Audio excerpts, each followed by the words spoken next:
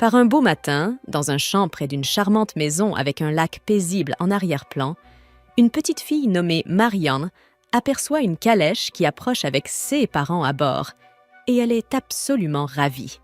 Sa mère, tenant un bébé dans ses bras, remarque que Marianne a dû se sentir seule, mais la petite fille la contredit rapidement en mentionnant qu'elle avait Rose avec elle.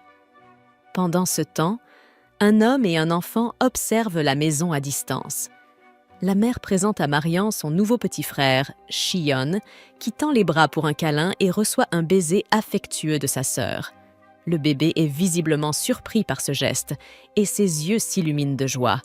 3 ans plus tard, Marianne court encore avec Shion dans le vent. Elle le taquine en lui disant qu'il est lent, tandis qu'il lui répond qu'elle est simplement trop rapide. Marianne acquiesce, soulignant que, en tant qu'aînée, c'est tout à fait normal. Pendant ce temps, leur père ouvre le portail et la fille le suit tandis que son frère s'amuse en disant que sa sœur a trop d'énergie. Le père remarque que Marianne est aussi vive que toujours et elle partage que, tout comme la couleur de ses cheveux, elle est aussi brillante que le soleil. Ensuite, le père fait remarquer que Shion semble aussi responsable que jamais. Mais le garçon pense que sa sœur est plus responsable. Elle confirme encore une fois en soulignant son aîné. En privé, Marianne pense que son frère est vraiment responsable puisqu'il aide toujours leur mère et qu'il a cessé de mouiller son lit. De plus, il porte parfois une expression inquiète, comme s'il était un adulte. Plus tard, elle observe Shion faire des gestes et répéter des phrases comme « boule de feu » et « rafale de vent ». Curieuse, elle lui demande ce qu'il fait. Il répond timidement que ce n'est rien, mais elle sait qu'il aime parfois jouer à faire semblant, ce qu'elle trouve amusant. Lors d'un dîner en famille, Shion demande si les monstres existent vraiment. Son père confirme que oui, expliquant qu'ils sont dangereux et attaquent les humains, raison pour laquelle les enfants doivent rester à l'intérieur des limites de la propriété. Shion veut aussi savoir si les fées et les esprits de la nature existent. Bien qu'il n'ait jamais entendu parler des esprits de la nature, le père confirme que les fées existent mais sont rares, et que certains traîtres sont devenus des experts pour les trouver. Enfin, le garçon demande avec empressement si la magie existe aussi, un kit d'énergie énigmatique qui manifesterait de la lumière et du feu, mais le père nie son existence. Le garçon considère que peut-être le père n'est tout simplement pas au courant de son existence réelle, mais le père, tout en reconnaissant qu'il existe des choses au-delà de sa connaissance, insiste sur le fait que son éducation devrait être suffisante. Il demande alors où son fils a entendu de telles histoires. Cependant, Marianne intervient pour demander si son frère va bien, car il semble pâle. Après que le garçon la rassure qu'il va bien, elle réfléchit qu'il n'a plus jamais abordé le sujet de la magie, un mot qui n'avait été entendu par personne auparavant. 3 ans plus tard, Marianne s'entraîne avec un bâton jusqu'à ce qu'elle soit fatiguée, puis s'assoit à côté de Shion qui tient un livre. Il lui demande pourquoi elle s'entraîne si durement et elle répond que c'est parce qu'elle est l'aînée et qu'elle doit être prête en cas de problème, comme une invasion de monstres. Marianne découvre qu'elle est douée pour ce genre de choses et estime qu'il est de sa responsabilité de protéger son jeune frère. Ainsi, ne se considérant pas très érudite, elle trouve son utilité dans les tâches physiques, qu'elle gère bien. En fin d'après-midi, Marianne continue son entraînement près du lac. Rose ne comprend pas comment la fille tient le coup après toute cette journée d'efforts, surtout qu'elle-même est épuisée après avoir aidé son grand-père. Rose note que Shion a passé sa journée à étudier, comme d'habitude, soulignant à quel point les frères et sœurs sont des opposés complets. Cette observation rappelle à Marianne que Shion n'a pas mentionné ce sujet depuis longtemps, mais elle est certaine de comprendre pourquoi il étudie si dur. Soudain, un éclat prend possession de l'eau devant les filles, qui le regardent, émerveillées. Le lendemain matin, alors que les frères et sœurs marchent ensemble, Shion se souvient de l'avertissement de leur mère de ne pas s'éloigner trop loin. Mais Marianne le rassure en lui disant qu'il n'y a pas de monstre à proximité et le tire par la main jusqu'au lac. Une fois arrivés, Shion s'inquiète que leur mère soit fâchée contre eux, et Marianne pense qu'elle pourrait l'être, mais que cela en vaudra la peine. Dès qu'elle dit cela, des sphères lumineuses émergent de l'eau, créant un spectacle époustouflant dans l'après-midi du lac. La fille explique que ces 16 orbes apparaissent toujours au coucher du soleil, bien qu'elle ne sache pas pourquoi. Après les avoir découvertes, elle a amené ses parents les voir, mais pour une raison quelconque, ils n'ont pas pu voir les sphères. Maintenant, il semble que Shion puisse les voir aussi. Il se demande si peut-être les adultes sont incapables de les voir, mais sa sœur lui explique que certains enfants ne peuvent pas non plus les voir. Un peu plus tard, ils avaient fait exactement comme prévu, à l'exception de la capture des poissons. Pendant que Marian pêchait, Shion souriait et disait qu'il était très heureux d'avoir sa sœur à ses côtés. Pour jouer son rôle de grande sœur, Marianne expliqua qu'elle serait toujours là pour son frère cadet. Puisque c'était quelque chose qu'il voulait faire, il était naturel pour elle de l'aider. De plus, si quelque chose comme la magie existait réellement, elle ne voudrait pas passer à côté, car sa vie serait beaucoup plus excitante si c'était vrai. Sur cette note, Shion promit que si la magie existait, Marian serait la première personne à qui il le dirait. Pendant ce temps, la canne de Marian accrocha quelque chose. Elle sortit une truite étonne du lac et la plaça dans le dernier seau, comme prévu. Shion demanda si la truite était un poisson courant, et sa sœur confirma que oui, car on pouvait en trouver partout. En entendant cela, le garçon devint moins optimiste à l'idée de vivre quelque chose d'extraordinaire. À ce moment-là, Rose arriva et demanda à son ami si le garçon était son frère cadet. Marian confirma et invita le jeune homme à dire bonjour, car elle n'avait jamais vu cette fille auparavant. Un peu plus tard, ils avaient fait exactement comme prévu, à l'exception de la capture des poissons.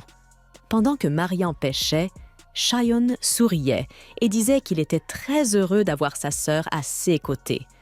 Pour jouer son rôle de grande sœur, Marianne expliqua qu'elle serait toujours là pour son frère cadet. Puisque c'était quelque chose qu'il voulait faire, il était naturel pour elle de l'aider. De plus, si quelque chose comme la magie existait réellement, elle ne voudrait pas passer à côté, car sa vie serait beaucoup plus excitante si c'était vrai. Sur cette note, Shion promit que si la magie existait, Marian serait la première personne à qui il le dirait. Pendant ce temps, la canne de Marian accrocha quelque chose. Elle sortit une truite étonne du lac et la plaça dans le dernier seau, comme prévu. Shion demanda si la truite était un poisson courant, et sa sœur confirma que oui, car on pouvait en trouver partout. En entendant cela, le garçon devint moins optimiste à l'idée de vivre quelque chose d'extraordinaire. À ce moment-là, Rose arriva et demanda à son ami si le garçon était son frère cadet. Marian confirma et invita le jeune homme à dire bonjour, car elle n'avait jamais vu cette fille auparavant. Après son salut, Rose se présenta comme une fleur solitaire épanouie dans ce village désert. N'appréciant pas vraiment cette conversation, Marian se hâta de dire à son frère que la fille n'était qu'une roturière faisant semblant. Rose se fâcha en faisant remarquer que cela était inutile, puis demanda ce que les gens faisaient. Marian expliqua qu'ils étaient en train de pêcher, mais ce que son ami ne comprenait pas, c'était pourquoi ils pêchaient dans ce lac particulier. Pour couper court au mystère, Marian révéla que son frère savait déjà ce qui se passait, et Rose souligna que ces orbes lumineuses étaient en effet très intéressantes. Marian demanda à son amie si elle était venue aussi pour voir ces sphères, et elle admit qu'elle venait parfois pour assister à ce phénomène. Excitée par le sujet, Shion demanda si la petite fille savait quelque chose sur ces orbes lumineuses, comme ceux qui les créaient ou ce qu'elles étaient. Cependant, Rose ne savait rien. Elle se contentait de les regarder, sans plus. Au fur et à mesure que les heures passaient, le soleil se coucha et le phénomène se produisit à nouveau. Shion et Marian regardaient les 3 seaux, mais aucun d'eux ne brillait. Le garçon demanda s'il y avait quelque chose d'autre vivant dans le lac qu'il pourrait essayer de capturer à nouveau. Marian pensait qu'il y en avait beaucoup d'autres, mais Rose croyait qu'il serait assez difficile de tous les attraper, surtout qu'il ne pouvait même pas être sûr du nombre exact de ces créatures. Sur ce, Shion décida d'entrer dans le lac. Inquiète pour son frère, Marian commença aussi à enlever ses vêtements supérieurs. Gênée, Shion lui demanda ce qu'elle faisait, et elle expliqua que sa robe allait se mouiller. Ainsi, Les deux frères et sœurs s'aventurèrent dans le lac et se dirigèrent vers le centre du spectacle. Shion toucha l'une des sphères et dit qu'elle était chaude et chatouilleuse, mais la sensation était agréable. Ne voulant pas être laissée derrière, Marian raconta la même chose. Shion plongea alors son visage dans l'eau. Comme elle était trop trouble pour voir le fond, il comprit que les orbes lumineuses venaient de quelque chose de vivant sous l'eau, peut-être même d'un poisson, car la source de la lumière bougeait, bien que le garçon ne puisse pas dire exactement quelle créature en était responsable. Comme ils ne pouvaient pas voir grand-chose de plus, les frères et sœurs sortirent du lac. Shion la remercia pour son aide, mais Marian lui dit qu'ils étaient une famille et qu'ils devaient toujours se soutenir les uns les autres, donc il n'avait pas besoin de la remercier pour une si petite chose. Cependant, Shion ressentait le besoin de préciser qu'il était reconnaissant, car même si tout ce qu'elle avait dit était vrai, cela ne signifiait pas qu'il devait cacher ses sentiments. Dans ce moment-là, Rose montra une femelle truite Etton qu'elle avait attrapée. Selon Marian, les femelles vivaient plus profondément et étaient plus difficiles à attraper que les mâles. Mais puisque c'était la saison de reproduction, elles venaient dans les eaux peu profondes. Shion toucha l'une des sphères et dit qu'elle était chaude et chatouilleuse, mais que la sensation était agréable. Ne voulant pas être laissée pour compte, Marian narra la même chose. Shion plongea alors son visage dans l'eau. Comme c'était trop trouble pour voir le fond, il comprit que les orbes lumineuses venaient de quelque chose de vivant sous l'eau, peut-être même d'un poisson, car la source de la lumière bougeait, bien que le garçon ne puisse pas dire exactement quelle créature était responsable de cela. Comme il ne pouvait pas voir beaucoup plus que cela, les frères et sœurs quittèrent le lac. Shion la remercia pour son aide, mais Marian répondit qu'ils étaient une famille et devraient toujours se soutenir. Donc il n'y avait pas besoin de la remercier pour une si petite chose. Cependant, Shion ressentit le besoin de préciser qu'il était reconnaissant, car bien que tout ce qu'elle avait dit soit vrai, cela ne signifiait pas qu'il devait cacher ses sentiments. Au milieu de tout cela, Rose montra une femelle truite Etton qu'elle avait attrapée. Selon Marian, les femelles vivaient plus profondément et étaient plus difficiles à attraper que les mâles. Mais comme c'était la saison de reproduction, elles venaient dans les eaux peu profondes. Comme sa sœur se met à pleurer après avoir dit cela, Shion finit par dire qu'il l'épousera. Marie demanda si cela ne poserait pas de problème à leur père. Le garçon dit alors que s'il s'agissait d'un héritier, il pourrait simplement adopter quelqu'un. La fille répondit que cela ne semblait pas facile, mais Shion jura qu'il était sérieux. Même s'il était encore un enfant, après tout, il voulait aussi rester avec sa sœur. Si elle le voulait, il pourrait même faire un vœu. D'après Marianne, c'était une responsabilité plus lourde que de dire qu'ils allaient se marier. Mais le garçon ne pensait pas que c'était lourd pour lui, car Marie était très importante dans sa vie. Cela dit, Shion serra sa sœur dans ses bras et lui assura que tout irait bien parce qu'il serait toujours à ses côtés. Lorsque Marie a pleuré et a serré son frère dans ses bras, une lumière a brillé autour de Shion. Il pensait qu'il s'agissait d'une énergie magique, car cette lumière ressemblait aux orbes de lumière de la procession des truites. Peut-être qu'à force d'observer ce phénomène, il s'était imprimé dans son corps. Après tout, dire qu'il n'épouserait personne d'autre était la plus grande confession d'amour. Surprise, Marianne sortit de la pièce en courant tandis que Shion réalisait qu'il avait découvert l'énergie magique dans un monde où la magie n'existait pas. Pour cette raison, il promit de créer cet art dans cet univers où il s'était réincarné. Traduit avec DeepL.com, version gratuite, un flashback du monde réel montre un jeune homme dans sa chambre pleine de livres, regardant attentivement son téléphone, attendant que l'horloge affiche 12 alors qu'elle déclenche le minuteur. Il pousse un cri de joie et se félicite d'avoir atteint ses 30 ans. LOL.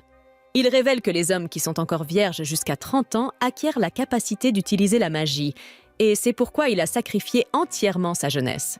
Il ne peut pas attendre de devenir incroyablement puissant, mais lorsqu'il essaie un des sorts, absolument rien ne se passe.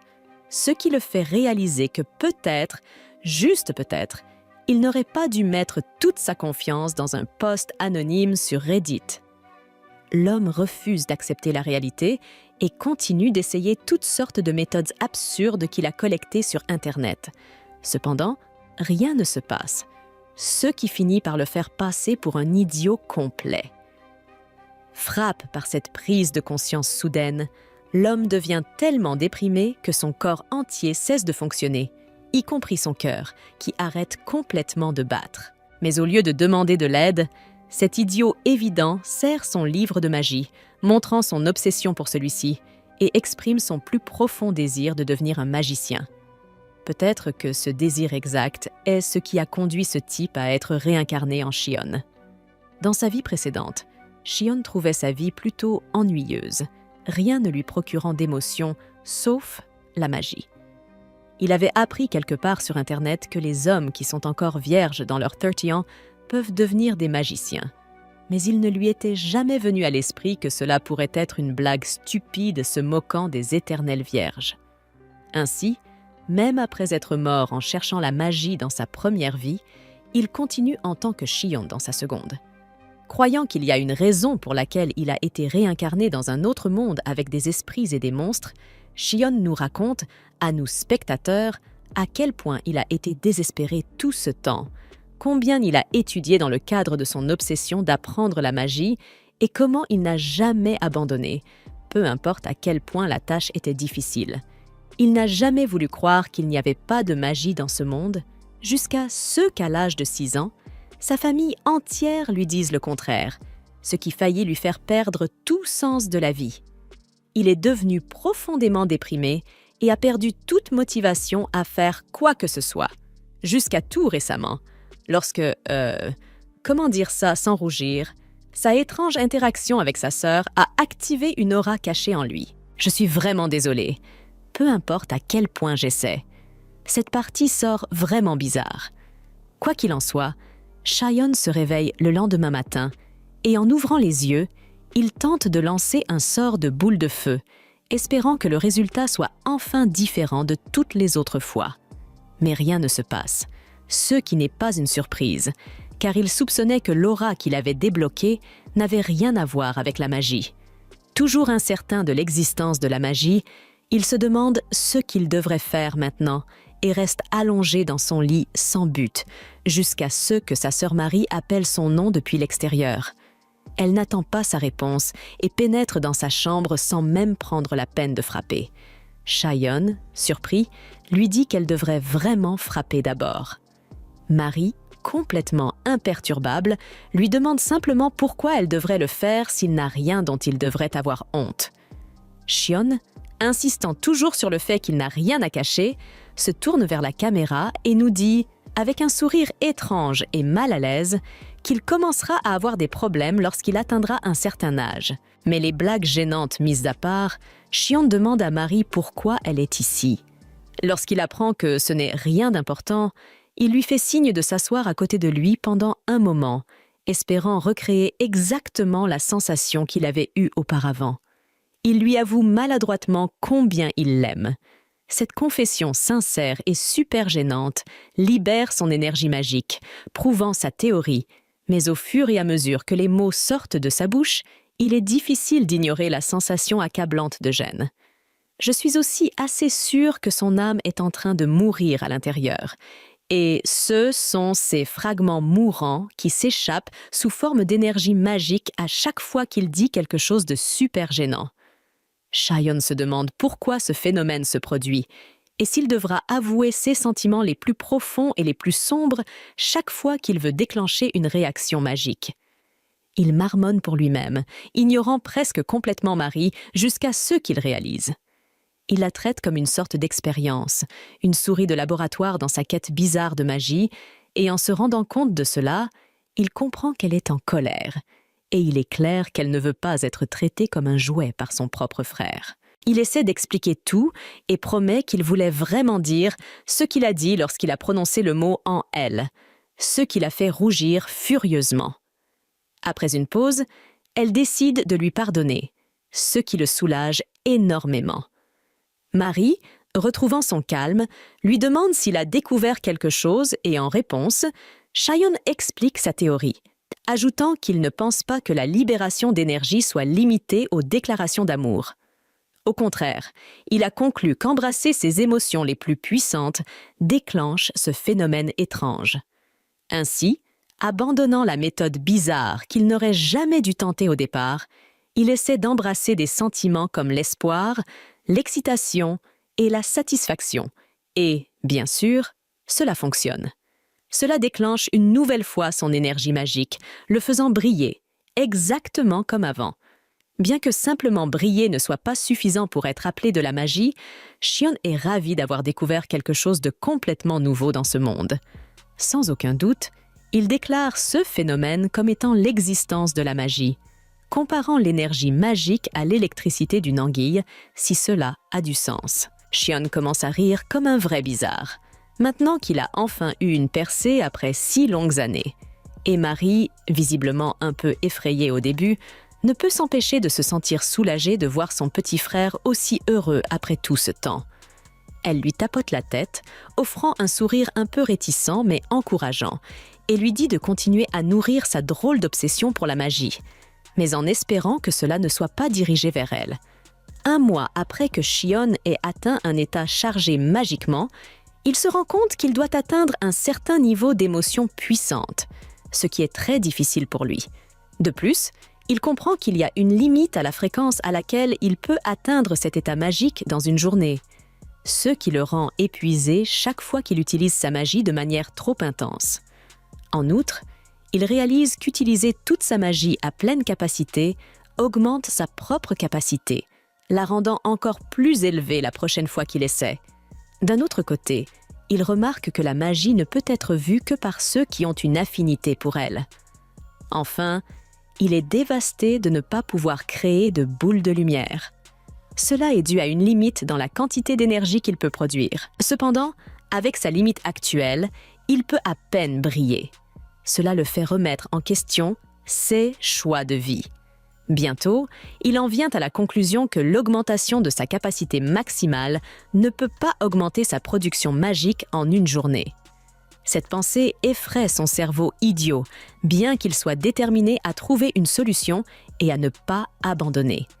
Il se souvient de son expérience avec la truite et de la façon dont leur corps brillait. À ce moment-là, une idée lui traverse l'esprit. Il essaie de déplacer l'énergie magique vers sa main droite, mais il trouve que c'est plus difficile qu'il ne le pensait. Il réessaye encore, mais tout ce qu'il parvient à faire, c'est faire briller sa stupidité. Ou peut-être pas, car sa main droite commence à briller plus fort que le reste de son corps. En voyant cela, il est ravi d'avoir accompli ce qu'il voulait. Étonnamment, l'idiot se dirige vers le mur et le frappe fort. Il pensait pouvoir briser les murs avec sa magie, mais il finit par se casser la main. La douleur le fait crier comme une vieille dame. À ce moment-là, l'idiot réalise que tout ce que sa main pouvait faire, c'était briller intensément. Peu après, il commence à rire comme un psychopathe, heureux du fait qu'il ait pu canaliser l'énergie dans sa main grâce à un processus appelé réunion magique. Ayant accompli cela, il est déterminé à continuer d'essayer et à s'assurer qu'il comprenne totalement le processus de la réunion magique. Plus tard dans la journée, Xion, Rose et Maria arrivent à leur entraînement à l'épée. Alors que les 2 filles sont ravies d'être ici, le faible Xion, quant à lui, n'est pas content. Il s'oppose à apprendre à se servir de l'épée, affirmant qu'il n'a pas l'intention de se battre contre qui que ce soit. Cependant, le père de Xion, Gawain, lui fait savoir que l'épée ne sert pas seulement à combattre des humains, mais surtout à se défendre contre les monstres qui les entourent. À ce moment-là, Rose révèle qu'elle a décidé d'apprendre l'escrime afin de pouvoir se protéger elle-même. Xion accepte d'apprendre seulement lorsque Maria lui demande, bien qu'il aurait préféré pratiquer sa magie de rassemblement. Après un court moment d'entraînement, Xion se retrouve à terre, complètement impuissant, montrant clairement qu'il n'est pas fait pour ça. Pendant ce temps, Rose impressionne Gawain et il lui conseille de continuer à s'entraîner, car elle a du potentiel. Se tournant vers Maria, il lui demande de foncer vers lui afin qu'il puisse évaluer ses progrès. À ce moment-là, Maria prend sa posture et s'apprête à l'attaquer. Elle se précipite vers lui rapidement et faillit toucher son épée avant de descendre vers ses jambes, espérant lui porter un coup surprise. Surprenant, Gawain anticipe son mouvement et saute dans les airs pour l'esquiver, juste avant de lui asséner un coup de son épée sur la tête. Plus tard dans la journée, Chionne, Rose et Maria arrivent à leur entraînement à l'épée. Alors que les deux filles sont ravies d'être ici, le faible Chionne, quant à lui, n'est pas content. Il s'oppose à apprendre à se servir de l'épée, affirmant qu'il n'a pas l'intention de se battre contre qui que ce soit. Cependant, le père de Chionne, Gawain, lui fait savoir que l'épée ne sert pas seulement à combattre des humains, mais surtout à se défendre contre les monstres qui les entourent. À ce moment-là, Rose révèle qu'elle a décidé d'apprendre l'escrime afin de pouvoir se protéger elle-même. Chionne accepte d'apprendre seulement lorsque Maria lui demande, bien qu'il aurait préféré pratiquer sa magie de rassemblement. Après un court moment d'entraînement, Chionne se retrouve à terre, complètement impuissant, montrant clairement qu'il n'est pas fait pour ça. Pendant ce temps, Rose impressionne Gawain et il lui conseille de continuer à s'entraîner, car elle a du potentiel. Se tournant vers Maria, il lui demande de foncer vers lui afin qu'il puisse évaluer ses progrès. À ce moment-là, Maria prend sa posture et s'apprête à l'attaquer. Elle se précipite vers lui rapidement et faillit toucher son épée avant de descendre vers ses jambes, espérant lui porter un coup surprise. Surprenant, Gawain anticipe son mouvement et saute dans les airs pour l'esquiver, juste avant de lui asséner un coup de son épée sur la tête. Il la félicite pour ses progrès impressionnants et lui conseille de continuer à s'entraîner, en lui assurant qu'elle pourrait lui botter les fesses dans quelques années. En entendant cela, elle est ravie et lui promet qu'elle fera encore mieux. Pendant ce temps, Chionne retourne dans sa chambre et continue de pratiquer son éclairage pathétique. Cependant, il est content de pouvoir atteindre un état magique chargé plus de 20 fois par jour, ce qui est bien plus que lorsqu'il a commencé. Il n'est pas complètement inutile après tout, mais malgré ses progrès, il envisage d'abandonner. À ce moment-là, son père frappe à la porte. Il informe Chionne qu'ils vont se rendre à Istria et l'idiot est ravi de pouvoir enfin sortir de son petit village. Apparemment, il n'était pas le seul à y aller. Toute la famille les accompagne. Avant de se rendre en ville, Gawain leur conseille de ne pas se perdre dans la ville. Après qu'on leur ait expliqué les endroits qu'ils allaient visiter en ville, Chionne est déçu de ne pas pouvoir faire des recherches magiques comme il l'espérait. Cependant, il pense qu'il pourra y venir seul lorsqu'il sera plus vieux. Tout d'abord, ils vont tous acheter de la nourriture. Avant de se rendre chez le forgeron, pendant qu'ils attendent que leurs parents règlent les courses, Marie semble particulièrement excitée par quelque chose.